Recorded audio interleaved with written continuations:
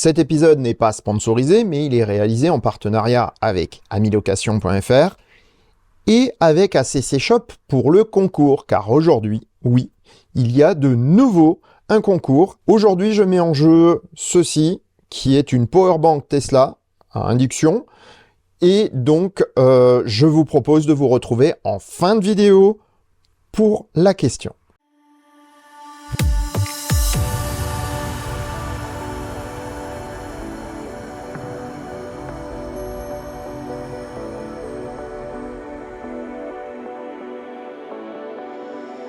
Si ça te plaît, mets un pouce vers le haut et commente. Si ça te plaît beaucoup, abonne-toi. Et si ça te plaît vraiment beaucoup, dis-le partout. Merci. Salut les amis, bienvenue dans ce nouvel épisode du Choucroute Garage où on est nouveau chez ACC. Et oui, encore une fois. Aujourd'hui, on va aller se promener. Alors par contre, je vous préviens, le son risque d'être un petit peu mauvais parce qu'on va prendre une voiture qui est pas super bien insonorisée. Même à petite vitesse, et voilà, on a une Opel Roxy, petite Roxy, qui est finalement la version allemande de la Citroën Ami. Voilà. Et donc, au passage, je vous spoil un peu ce que vous aurez bientôt, c'est qu'on en a profité pour rouler avec ça aussi. Bientôt. Donc finalement, je vais vous présenter la Roxy et puis vous allez voir, elle est vraiment, vraiment marrante. Et je vais vous dire un petit peu ce que j'en pense. On va commencer par la petite Citroën, juste pour faire un petit peu la différence. Donc vous avez la Citroën Ami, qui est ici une version très basique, c'est-à-dire sans option. Et surtout cette auto, quand on regarde un peu l'intérieur, l'extérieur, voilà.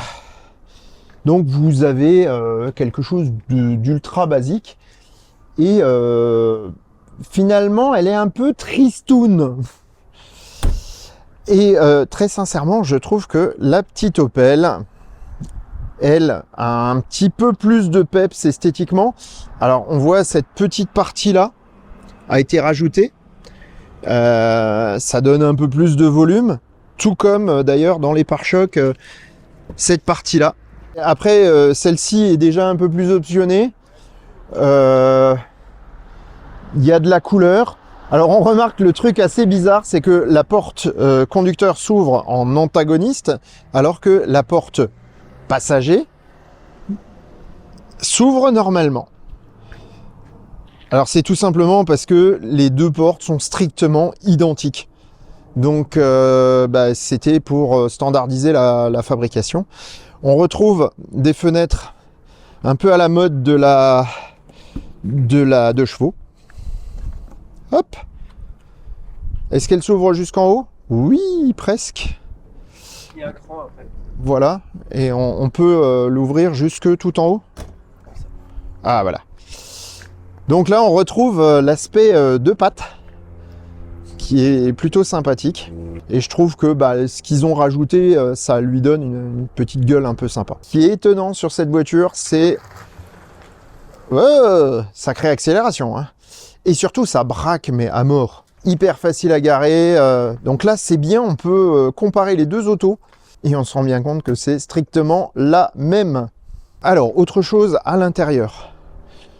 Donc, quelque chose bien sûr d'éminemment basique, où on aura la commande de la boîte de vitesse, entre guillemets, ici. Des sièges on ne peut plus simples, et on est assis tout au fond de la baignoire.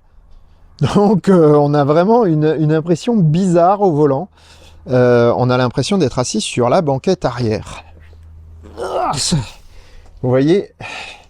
Donc par contre, il y a de la luminosité, on a des petites pièces apparentes, c'est assez marrant, c'est assez bizarre. Mais bon, la voiture est légère. Et donc un tableau de bord, tout ce qu'il y a de plus basique. Le coffre étant là en bas pour les bagages, c'est tout au bout. Et puis finalement, voilà, il y a tout ce qu'il faut dans cette auto. Et je vous propose qu'on aille aller faire un petit tour avec, on va rigoler avec Didier, et puis on se retrouve après pour la conclusion. Ce qui est bien par rapport à une autre sans permis, c'est que tu peux te permettre de t'arrêter.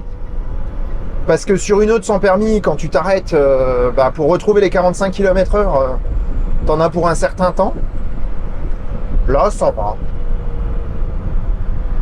Bon, allez, je suis à Donf. Attends, je me baisse. Baisse la tête, t'auras l'air d'un coureur. Et voilà, 45, je suis à Donf.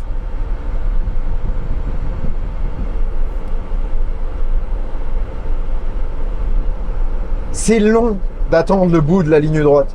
Tu ralentis? Ouais, pour tourner. C'est jamais. Ici, est-ce que je te la mette sur le côté? Comme à Monaco? C'est ça.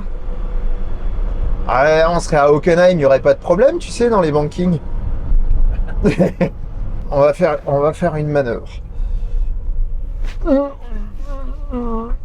Alors, par contre, 7,20 m entre murs ou entre trottoirs. C'est minuscule, regarde, c'est la moitié de... Ça, par contre, ça braque. Hein. Waouh. Par contre, la visibilité avec la barre là au milieu. C'est comme dans une McLaren F1, la voiture, il y avait aussi la vitre qui s'ouvrait comme ça, tu te souviens? Ouais, ou la DeLorean. DeLorean aussi? Ouais. Ah oui, il y a une ligne dans la fenêtre. Ouais, c'est juste... Ouais, même pas, c'est une meurtrière. Hein. Ouais.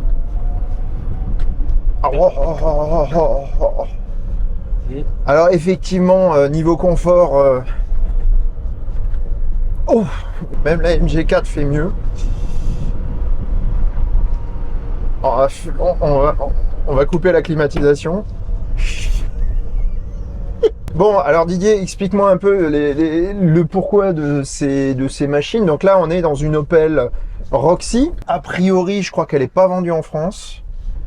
Non, en tout cas, elle n'est pas sur le site. Elle est pas... Je pense qu'il laisse ça à Citroën en France. Ouais. Et donc, voilà, la Roxy, c'est finalement la petite voiture sans permis équivalent à l'Ami en Allemagne. Ouais.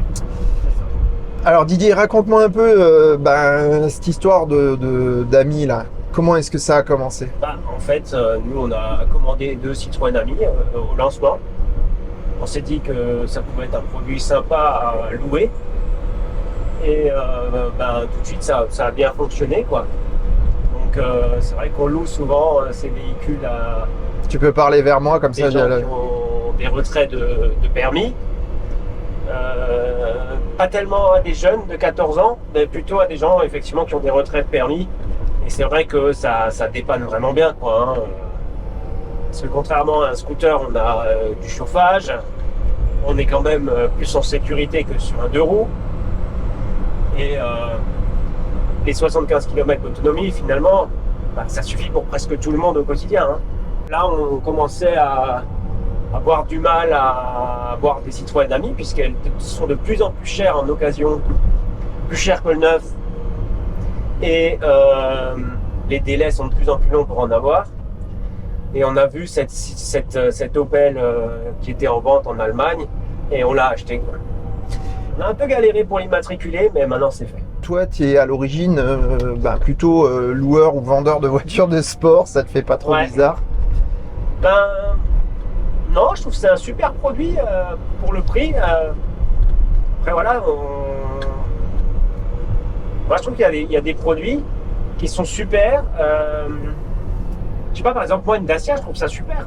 Sauf que pour le tarif, bon, un peu moins maintenant parce qu'elles sont devenues de plus en plus chères, mais qu'on a un produit qui est intéressant pour le tarif et on peut être heureux d'avoir un produit qu'on a payé le bon prix, quoi. Hein. Et alors après, par rapport aux autres voitures sans permis, c'est quand même, à mon avis, beaucoup mieux. Parce que moi, j'ai vu énormément de voitures sans permis, des gens qui avaient des voitures sans permis en diesel, qui avaient des problèmes moteurs, des problèmes mécaniques, pour des voitures qui valaient très cher par rapport à une Citroën Ami, et qui finalement apportent quoi en plus? Des vibrations et du bruit, quoi. Parce que les voitures sans permis, là, je pense que tout le monde sera d'accord. Personne ne va dire le bruit, ça me manque quand on passe à l'électrique. Ouais, ça, c'est Donc sûr. voilà, si on a un moteur V12, ça se discute évidemment. Mais là, c'est vraiment, pour moi, tellement logique, puisque en voiture sans permis, on part pas en vacances. En voiture sans permis, on n'a pas besoin de faire du bruit. Et en plus, le coût aujourd'hui du carburant, c'est énorme, quoi. En électrique, c'est quand même beaucoup plus simple déjà. Et surtout, c'est moins cher et ça posera pas de problème au contrôle technique qui arrive. Donc, sur une voiture sans permis des autres marques, tu auras peut-être une meilleure finition, tu auras peut-être plus de choses, la clim, la radio, etc.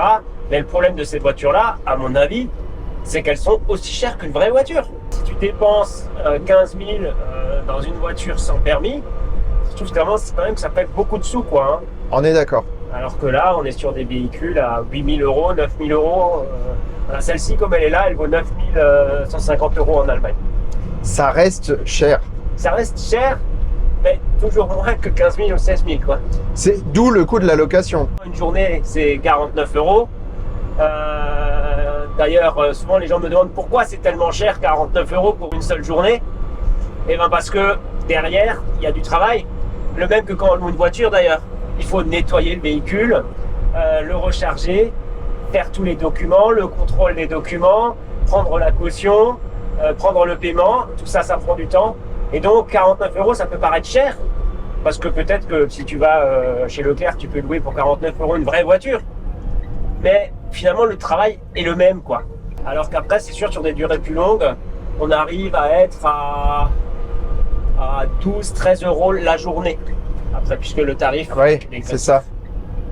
Alors maintenant, je profite de cette vidéo pour te poser un peu la question, même si je sais déjà un peu ce qui se passe. Qu'est-ce qui est en train de changer chez ACC? Alors, chez ACC, on est en train de... se séparer avec mon associé et on va chacun garder une partie de l'activité. Donc moi je vais garder l'activité de location, qui sera essentiellement la location de Citroën Ami et peut-être d'autres choses plus tard, mais pour le moment de Citroën Ami et d'Opel Rocky. Et je continuerai par contre à travailler avec Lionel, on n'est pas fâchés, donc on va continuer à travailler ensemble pour plein de choses, mais on va séparer les deux sociétés. Lionel avec Nathan vont continuer la boutique en ligne, plus d'autres choses qui viendront par la suite, mais je laisserai Lionel en parler le jour où tu le verras. Ouais, de toute façon, on va en reparler dès que j'aurai l'occasion de voir Lionel. Et puis justement, on va pouvoir échanger par rapport à ça, puisque aujourd'hui ACC Shop vit ses dernières heures pour être remplacé par quelque chose de beaucoup plus général, de plus grand, vous verrez. Mais on reste partenaire avec aussi bien avec Lionel qu'avec Didier. Tu conserves le site ACC pour la location des... Alors non, j'ai fait un nouveau site qui s'appelle amilocation.fr et là on peut directement en ligne réserver sa Citroën Ami, mettre les dates à laquelle on veut la louer, régler directement sur le site et pour le moment c'est réservé au secteur. On peut éventuellement livrer les véhicules mais dans le secteur, quoi. Pas à une distance trop éloignée. Pour ça, on aura peut-être d'autres points de vente plus tard. Ça va être intéressant, on va aller au prochain patin. Comme ça, on pourra prendre une descente et une montée. Alors c'est quand même la voiture la plus lente que j'ai jamais essayé. La voiture électrique la plus lente. Non, peut-être pas, parce qu'il y avait quand même les auto-tamponneuses quand j'étais gosse. Mais là, je suis à donf. Ouais, t'es à fond. Voilà, 40, 45. Et elle régule, hein, de toute façon. Ouais. Maintenant, ça descend, on va voir si on dépasse les 45.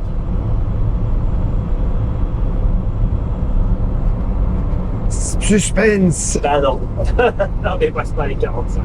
Et à mon avis, dans la montée, on sera à 45 aussi, parce que, mine de rien, elle arrive quand même à délivrer 9 kW. Hein. Ouais. Ça va suffire pour pas ralentit dans la montée. Par contre, ils nous ont pas baisé hein, sur le sur le compteur, c'est 45 et sur le radar, c'était 45 Ouais, aussi. 45. Et oui, ça monte, là on est à 44. 44, elle redonne de la puissance. 45, elle arrête de donner de la puissance. Donc, on va peut-être baisser un tout petit peu. En tout cas, je suis très très loin du pare-brise. C'est hallucinant. Ah oui, mais là, moi, Enfin, on est assis sur la banquette arrière, quoi. Ouais, c'est ça. C'est assez incroyable. Bon, après, c'est pas déconnant, c'est pas désagréable quand on a personne... Vas-y, à fond, là, ça descend. Ah, 46. Oh, oh, oh, oh.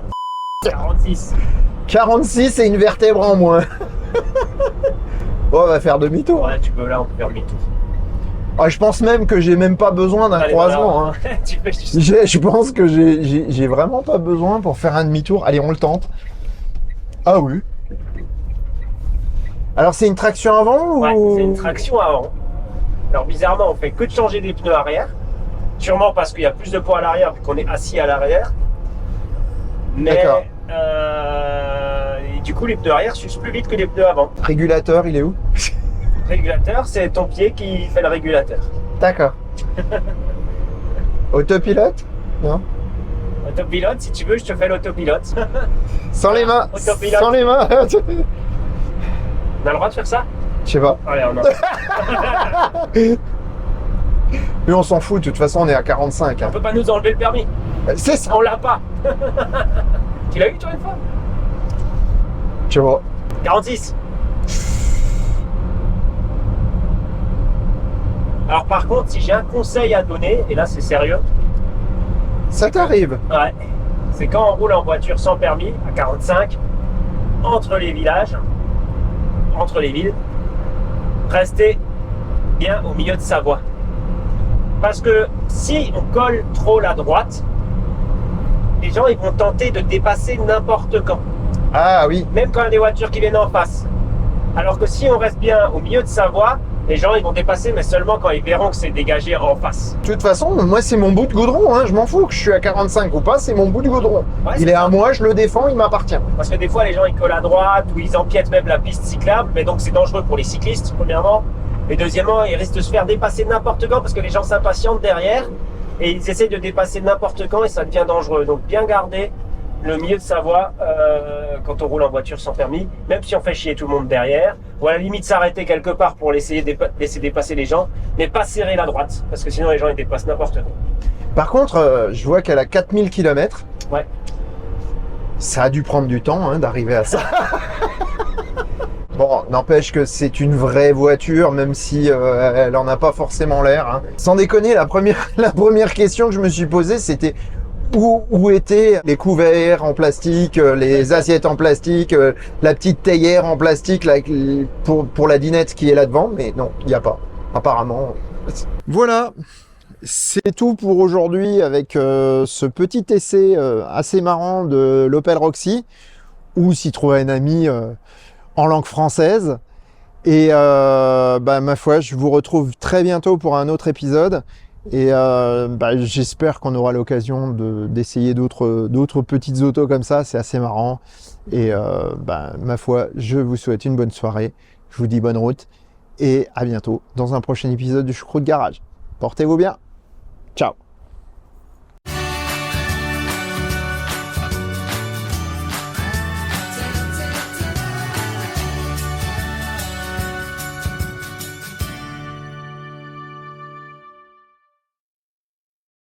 Voilà, c'est l'heure du concours, mais avant de vous poser la question, je voulais répondre à deux choses. Première chose, pourquoi ACC Shop est associé à ce concours?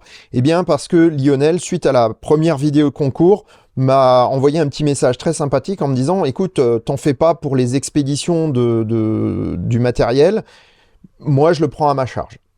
Donc, à part le fait d'aller déposer les lots chez ACC, eh bien, ce sera ACC qui vous enverra borne de recharge, ce type de choses, ou tout autre envoi un petit peu volumineux du concours, eh bien, c'est Lionel qui s'en occupera. Un grand merci à lui et à ACC Shop qui m'enlève une bonne épine du pied.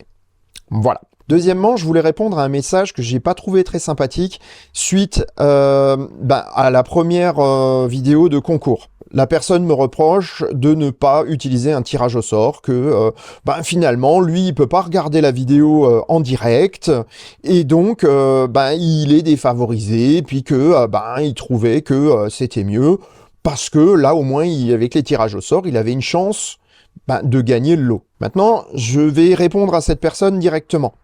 Sans pour autant la nommer, parce que le but, c'est pas de stigmatiser quelqu'un.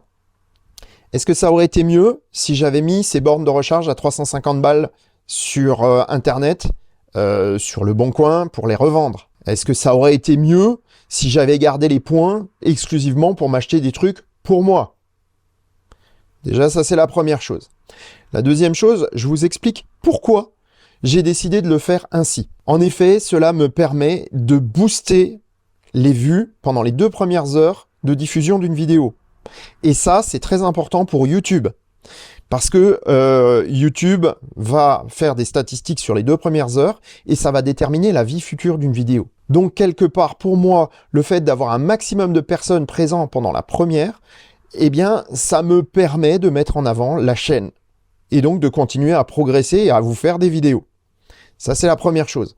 La deuxième chose, eh bien, moi, je me dis qu'avec des questions, ça me permet aussi de renvoyer vers certaines vidéos qui sont un peu moins vues, mais que moi, j'aime beaucoup et que je trouve intéressantes. Ça permet de les faire un petit peu revivre sur des vidéos qui ont 2-3 ans et qui, à mon sens, ont un intérêt quand même à être regardées. Donc voilà pourquoi j'utilise cette méthode de questions. Moi, je trouve que c'est plutôt sympathique. Et donc, j'ai décidé de le faire ainsi. C'est ma décision. Et donc, qu'elle soit bonne, qu'elle soit mauvaise pour vous, c'est ma décision et ça ne changera rien. Donc, ceci étant dit, on va passer à la partie un petit peu plus sympa, à savoir la question du jour. Donc, pour gagner la Powerbank, il va falloir répondre à la question suivante. Il y a une chose que je dis d'habitude dans mes vidéos et que je n'ai pas dite dans cette vidéo-là. Parce que, honnêtement, je l'ai oublié lors du tournage. Et je voulais pas forcément faire un tournage studio pour cette partie-là. Je vous demande de m'écrire sur mon adresse mail, thechoucroutegarage@gmail.com, ce que j'ai oublié de dire dans cette vidéo. Donc, comme j'ai plusieurs de ces appareils à vous offrir, je me suis dit que j'allais en mettre plusieurs en jeu si jamais il y a 2 ou 3 personnes qui répondent dans la même minute. Donc, s'il y a plusieurs personnes qui répondent dans la même minute que le gagnant, eh bien, les 5 plus rapides auront une Powerbank également. Sachant que le gagnant aura le choix de la couleur. Voilà, parce que j'ai plusieurs couleurs. Allez, c'est parti, amusez-vous bien, bonne chance à tous et à bientôt. Salut!